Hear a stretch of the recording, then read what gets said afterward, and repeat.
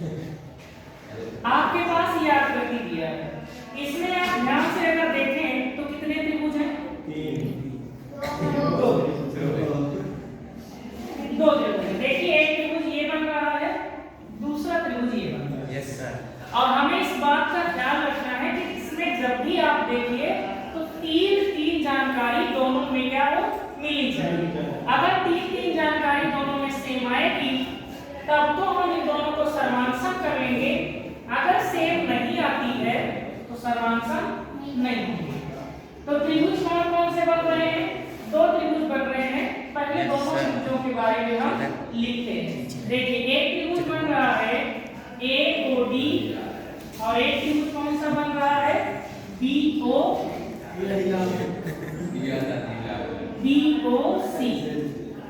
इन दोनों त्रिभुजों में हम देखेंगे तीन चीजें कॉमन हो गई।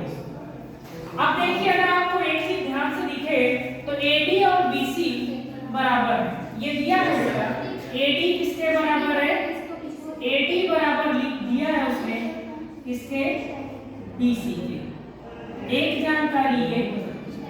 दूसरी बात उसने एक बात और बता रखी है, कौन सा? जो B वाला एंगल है वो 90 डिग्री है। कितना डिग्री? 90 डिग्री है।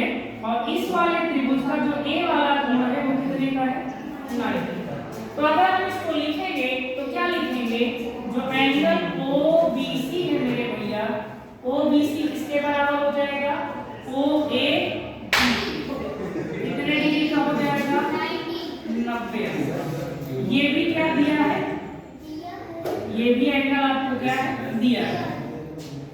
एक जानकारी आपको और कलेक्ट करनी है, अब तीसरी जानकारी आपको ढूंढना पड़ेगा।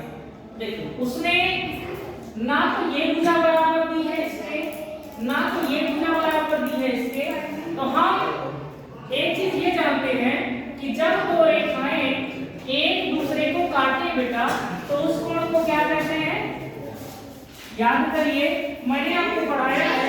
यस, जब दो रेखाएं एक दूसरे को काटती हैं तो वहां बने कोण होते हैं शीर्षाभिमुख कोण, और वो दोनों कोण क्या होते हैं? बराबर होते हैं। चलिए लिखेंगे कौन सा? जो हमारा BOC कोण बनेगा वो किसके बराबर होगा बेटा? AOD के। कारण में क्या लिखेंगे? शीर्षाभिमुख कोण।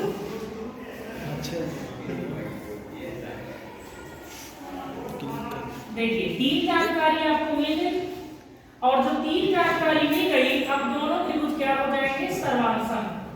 किस नियम से होंगे ये देख लीजिए।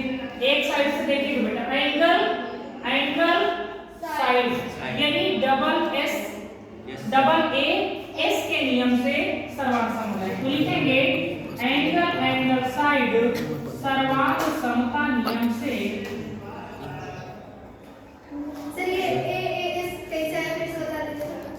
देख बेटा एक तरफ ये क्या है? एंगल। ये क्या है? एंगल। और ये क्या है? साइड।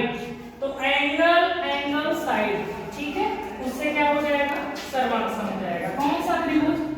AOD किसके सर्वांशम हो जाएगा? BOC। अब आपको पता है कि अगर कोई भी दो त्रिभुज सर्वांशम हो तो उनके संगत भाग क्या होते हैं? बराबर। और उसने आपको ये कहा था कि आपको ये दिखाना है कि CD जो है वो किसको? AB को क्या करती है? समविभाजित करती है। यानी हमको OA और OB को बराबर सिद्ध करना था। तो हम क्या करेंगे? देखिए इसमें से ध्यान से देखिए, पहली दूसरी भुजा निकाल लीजिए AO, और उसमें से पहली दूसरी भुजा बेटा BO। क्या हो जाएगी? पहली दूसरी, इसमें से पहली दूसरी। आपको पता है ऐसा हमने क्यों लिख दिया? BCD, क्योंकि हमें पता है सर्वानुसर त्रिभुज के सभी भाग क्या होते हैं? बराबर होते हैं। यही बात वो हमसे क्या कह रहा था? ठीक है।